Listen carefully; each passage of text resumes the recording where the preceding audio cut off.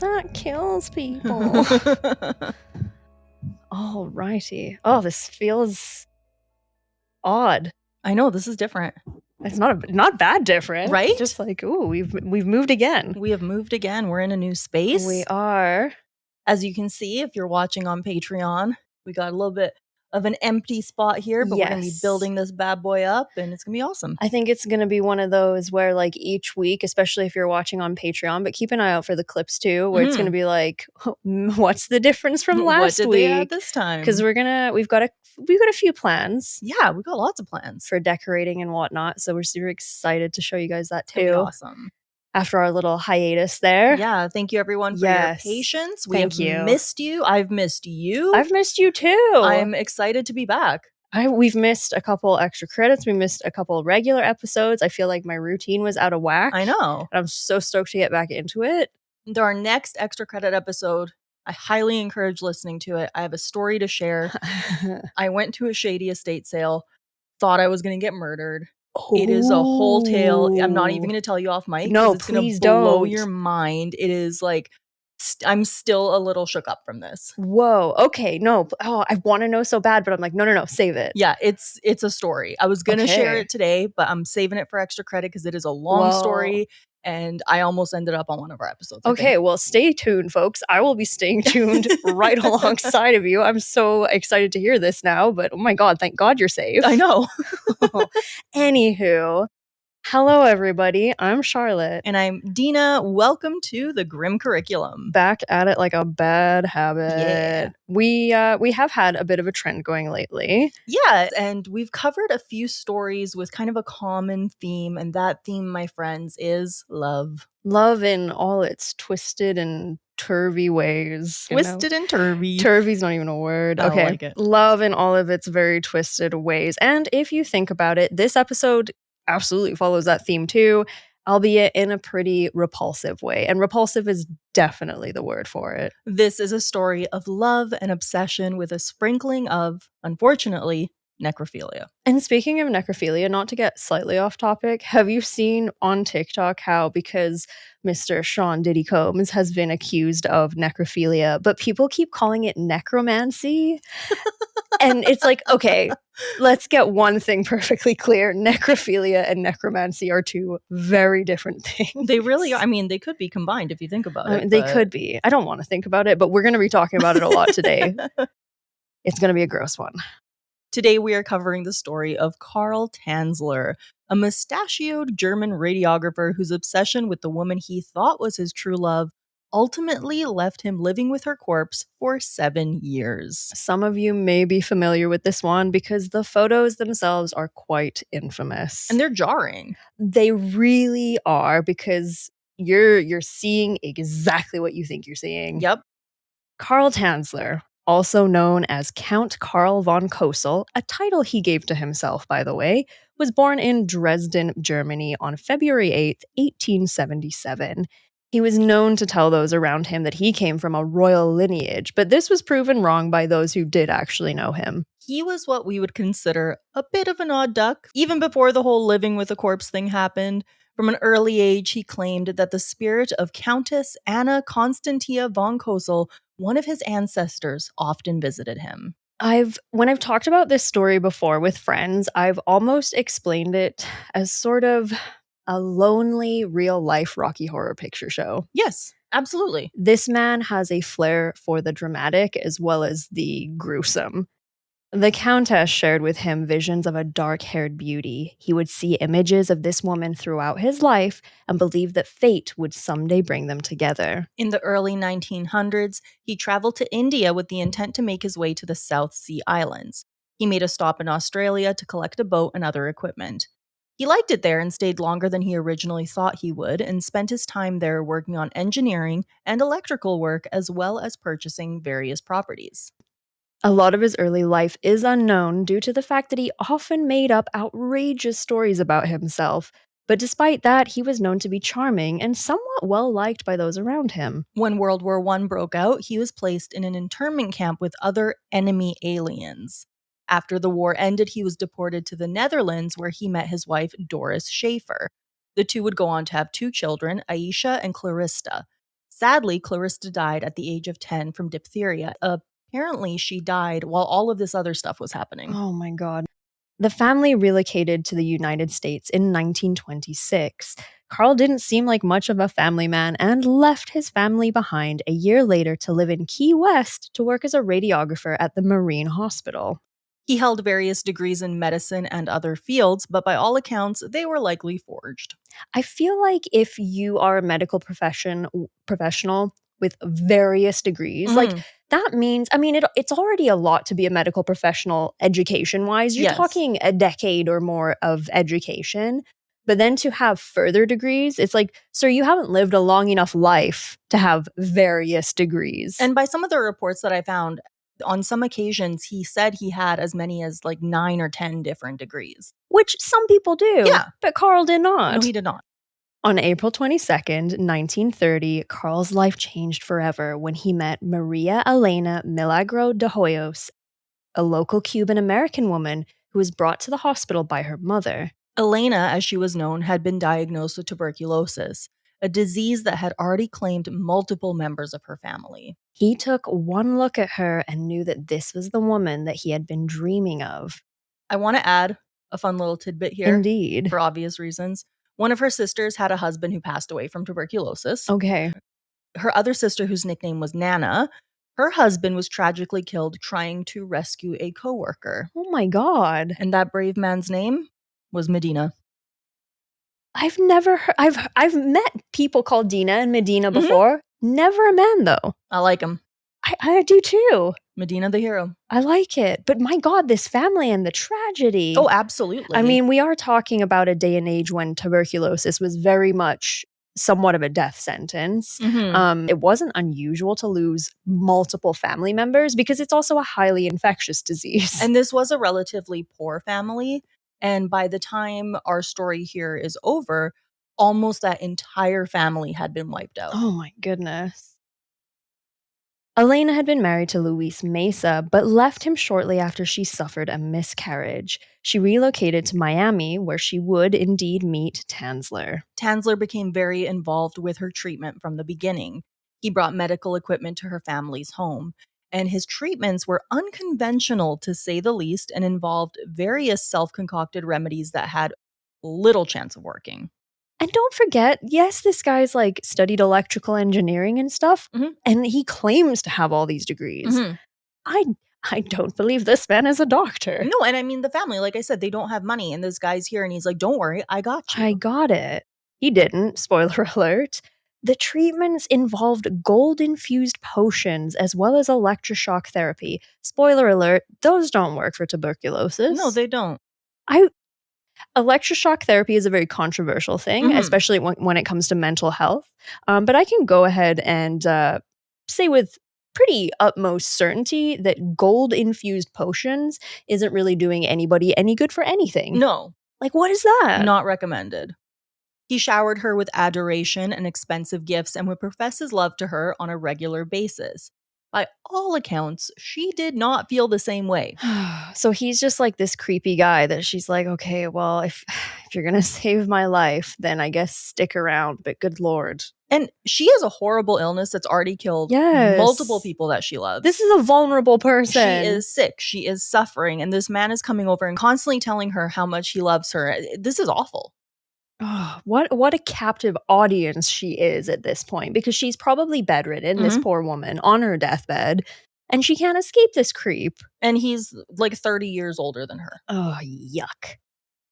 In an interview about this, her sister would go on to say, Elena never loved Tanzler. She was only nice to him because my mother told her she should be kind to those who were kind to her.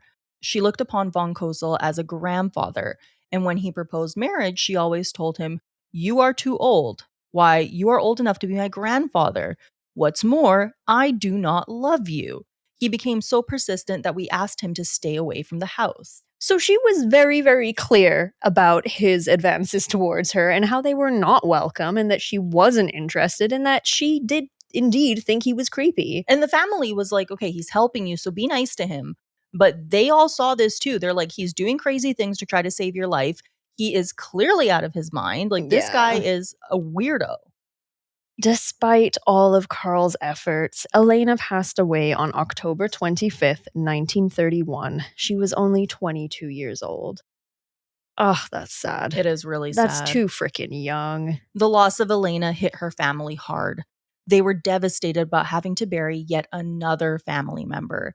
Tanzler was, of course, also brokenhearted. Mhm. And rather than leave the family to grieve, he became involved with the planning of her funeral. He offered to pay for the whole thing, and they accepted. Well, funerals are not a cheap affair, No. even in the most basic of funerals. So, again, her family's in a position where he's kind of making them offers they can't refuse. And he's rich. That's the thing that we need to remember here. Ugh. He was getting money because he had been in this internment camp, but he already had a little bit of money to begin with. So he was loaded. Oh my goodness.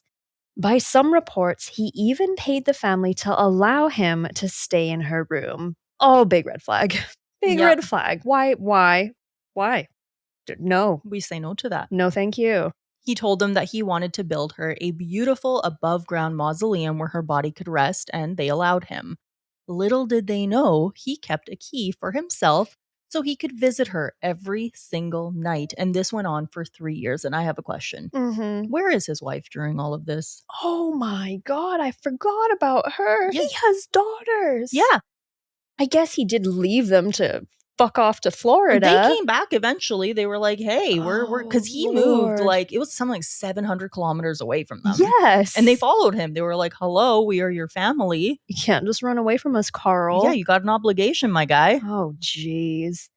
Tanzler claimed that her spirit visited him frequently at her grave and would beg him to take her body from the mausoleum. He believed that he could bring her back to life in some form or another and develop the plan to be with her again. This is very freaky deaky Bride of Frankenstein. And just as much as in the novel, she did not consent to any of No, this. she didn't want this. One night, he arrived at her resting site with a toy wagon. Oh, good God. He removed her body and transported it to his home. This again was 3 years after her death. The embalming process had slowed down decomposition, but it became a problem. He wanted to preserve her as much as possible, so he tied her bones together with piano wire and replaced her skin with a concoction of silk, wax, and plaster of Paris. Her body was stuffed with rags to maintain its shape. He also gave her glass eyes, so he's essentially turned her into this really grotesque human puppet, essentially. Absolutely. And when you look, like, she was a beautiful woman. And when you look at Yes. what he did to her, it's Oh my horrifying. God. As her hair fell out of her decomposing scalp, he made her a wig from hair that her mother had given him as a memento. Her body was dressed in expensive clothing and adorned with jewelry. Having a decomposing body in the house comes with, of course, a horrific smell. This was obviously an issue, considering that he kept her with him in his bed. He masked the smell of death with various disinfectants and perfumes. Oh, the putrefaction. He spent all of his time with her body and referred to her as the Countess Elena and cooked meals for her. I hope at this point his wife has done a 180 and gone right back up to like New York or something and distanced herself from this man because he is beyond. I really couldn't find where she was during all of this. Honestly, she probably didn't want to be freaking associated with any of this. No. She was probably like, no, that's not my husband. No, I don't know Couldn't be him. mine. As if all of this isn't bad enough, it would be later revealed that he had also inserted a paper tube into her pelvis so that he could continue to have intercourse with her body. Boy, howdy, how innovative. Right? Just leaps and bounds in the necrophilia community. Good lord. As for the Hoyos family, they eventually realized that Tanzler was no longer making his nightly visits to the mausoleum, which caused them to grow suspicious. Her sister Nana had been made aware of rumors that neighbors had looked into his bedroom window multiple times and saw him slow dancing with her body. Are we not calling some kind of authority? When, like, the first time you see it, you're like, maybe I'm not seeing what I Yeah. think I'm seeing. Maybe not. But surely word had spread. Mhm. Surely. I mean, she heard about it. The second time you see that shit, please call someone. Yeah, and you know what? Like, if you call someone and you made a mistake, that's okay. But in this case, it's worth a phone call. Someone needs to know about it. Nana went to his house and discovered what he was doing, although at first she thought it was a mannequin wearing a wedding gown in his bed. Upon further inspection, she realized it was her sister. She alerted authorities of the grotesque scene, and he was arrested. Thank goodness for Nana. She's in a wedding dress. He went out and bought this dress. Think about that. I can't.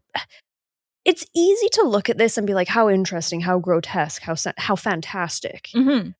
But to poor Nana, this is like Silence of the Lambs level horror movie Absolutely. shit. Like, this is Clarice Starling knocking on James Gumm's door and him answering. Like, ooh, poor Nana. Scarring. No kidding. Nana would later say that when she confronted him, he said, Elena is an angel, but not you.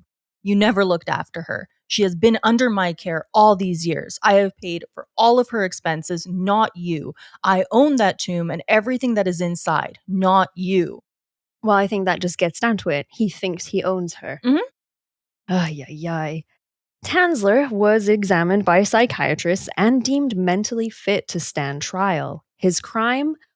Wantonly and maliciously destroying a grave and removing a body without authorization. Well, yeah, but also I feel like a bit more. A little bit. Like desecration of a body. I don't necrophilia. There has to be laws against necrophilia. I mean, I know it's the 1930s, but Well, they didn't know about the necrophilia yet. They wouldn't find out about that for a long shucks. time. I guess you can't charge him with what you don't know about. When the public heard of what he had done, they did not react with disgust. In fact, the general feeling was that of fascination. Oh no. Some were even impressed with his actions, calling them an expression of true love. I'm speechless. What? He loved her so much that he mutilated her body and turned her into a freaky looking mannequin and slow danced with her and dressed her in a wedding dress and slept with her in his bed. Oh, What a guy. God. Well, they loved him enough to send him letters and even sent him gifts to show their support. In their eyes, he was not the monster, but the eccentric man who was just in love. That's not love, homies. No, that's something totally different. Many women took a liking to him and would serenade him while he was awaiting trial. Well, we just talked about hybristophilia. Yeah. Good to know that Carl Tanzler was not exempt from this passionate phenomenon. And this whole time, like, remember what he looks like. He's old. He looks like a mad scientist. Literally, imagine a mad scientist that does this called Carl Tanzler from Germany. He looks exactly like what you think he looks like. Ay, ay, ay. On October 4th, 1940, a preliminary hearing was held, and it was determined that the statute of limitations regarding his crime had expired. Therefore, Carl Tanzler was free to go. Just that easy. Womp womp. Because he had her for 7 years. Mm-hmm. So I guess if you just do horrific things to a human body, a corpse, and then hold on to it for long enough, they can't get you on it. As for Elena, her body was put on display at a funeral home where over 7,000 people came to see her. She would later be buried in an unmarked grave to prevent further tampering with her corpse. This poor girl, 22 years old, gets TB, dies a unfortunate death after being fawned over by this frickin' creep. And then even when he gets caught, he doesn't really get caught because he doesn't receive any punishment whatsoever. And then she is still paraded on show for everybody. And then in the end, when it's finally all said and done, she gets an unmarked grave.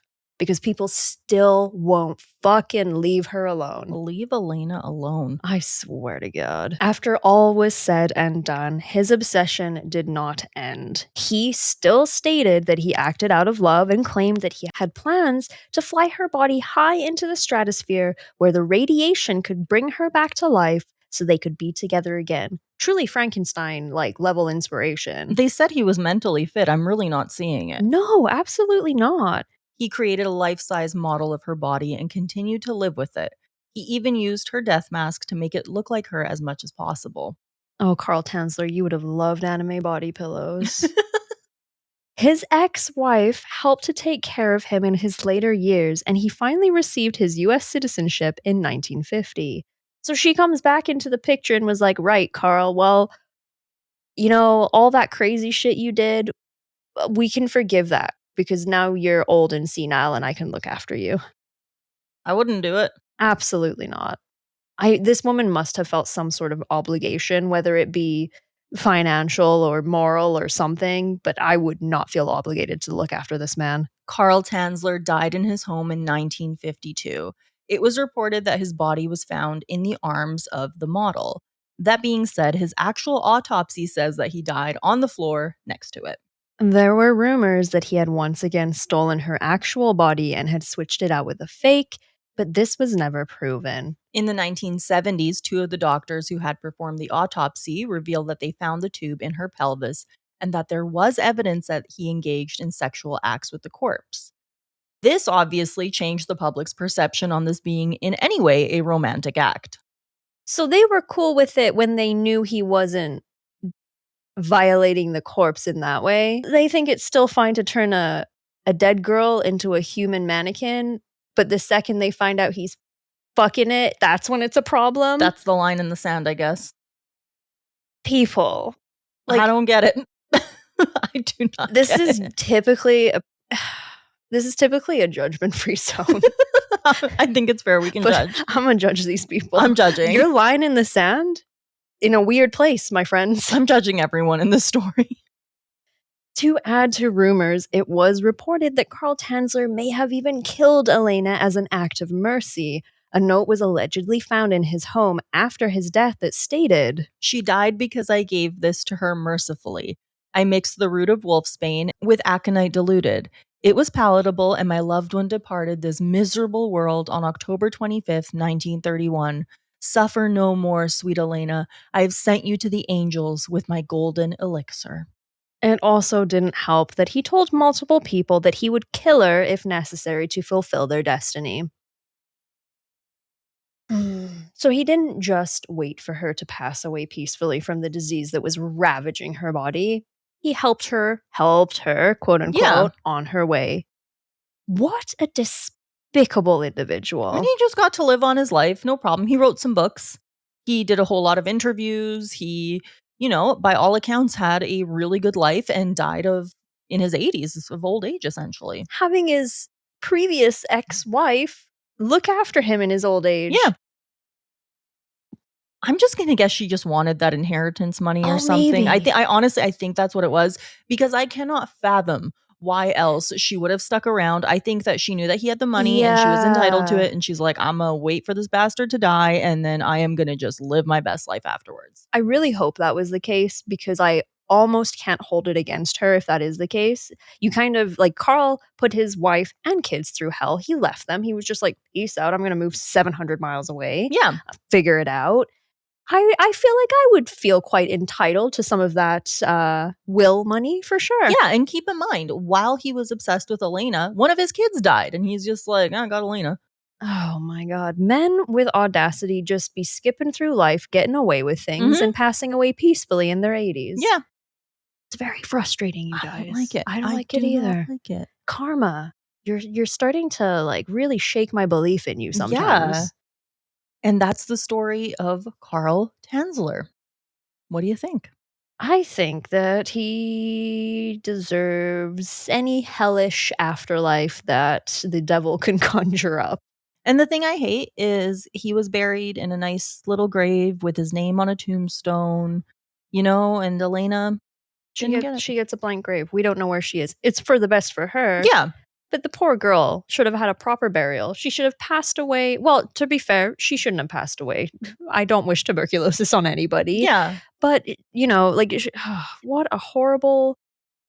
the only way I can sort of reconcile this in my head is that she was not there to see what happened. Thank goodness. I hope that if your soul passes on to a next place, that she was not around to see or witness any of it. Yeah. They rebuilt the mausoleum as well as the plaque that he had made her, and that is in a museum in Key West, I believe. Okay. Well, I mean, I suppose if you'd like to visit anything morbid when you're down in the Florida Keys, that's another one for the weird bucket list. And that does kind of officially make Carl Tanzler a Florida man.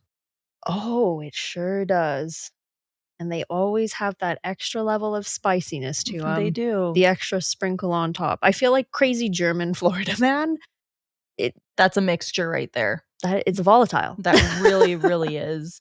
It's sad that we don't get her version of the story. No. I mean, like I said, her family, they didn't have money. They accepted his help. They wanted to keep her alive. It was that simple. And they really didn't have many other options available. So many people were dying of this terrible disease. Absolutely. We are, of course, at that point in the episode, the outro, where we like to give a big shout out to our wonderful folks over on Patreon, but especially our highest tier, the Patreon Grim VIPs. They get a shout out at the end of our Saturday episodes. So if you want to hear your name on that list, and of course you do, go sign up on Patreon.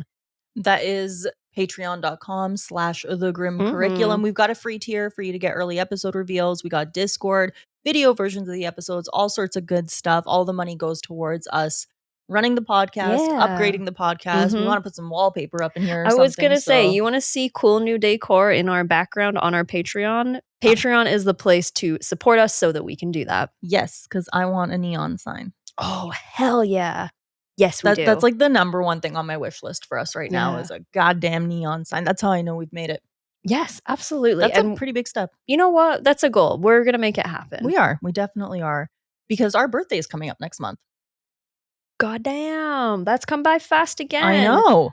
How old are we? 3? Yeah. Holy shit. Isn't that crazy? It is crazy. We're in we're turning 3 and we're in our 3rd studio space. We've kind of done one a year. Yeah, and I mean, we've done like little in between temporary spaces. Yeah.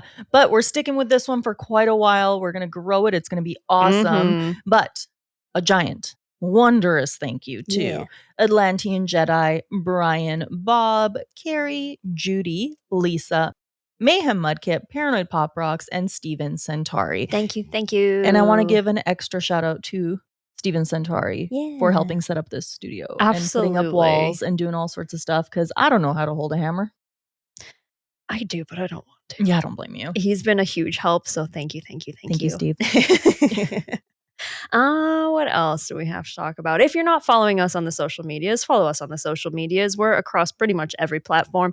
If you type the Grim Curriculum into Google, the various places will come up. We're on pretty much all of them. Yeah. Facebook, Instagram, X, Twitter. TikTok. Yeah. YouTube Shorts. All of it. All the things. And on YouTube, we do a live premiere every week at 12 p.m. MST. So come hang out with us because it is super, super fun. Yeah. Start off your Saturday afternoons with something a little morbid. Thank you all so much for listening. This has been The Grim Curriculum. Is it my turn? I think I might have a good one. It can be. Our aesthetics are so different this week. Very much so. Oh, I have a good fun fact. Okay. So the term handbag, as in a woman's handbag, actually has a really grotesque and medieval origin. Okay. So apparently, back in the day, after a medieval battle, with knights and everything had occurred, they would send the women on the battlefield to count the bodies to see how many had died. And this was a very strenuous task. So what they would do instead is they would cut off the hands of the corpses on the battlefield, but they needed a bag to carry them. And so they carried these bags full of hands that they would take back and then count to see how many people died on the battlefield. Handbag. Oh my goodness. I always thought it's just because it's a bag you hold with your hand, but it has much more grotesque origin. So yeah, fun fact. Those poor women. Yeah. Can you imagine making a living that way? No. No, thank you. Bye. Bye.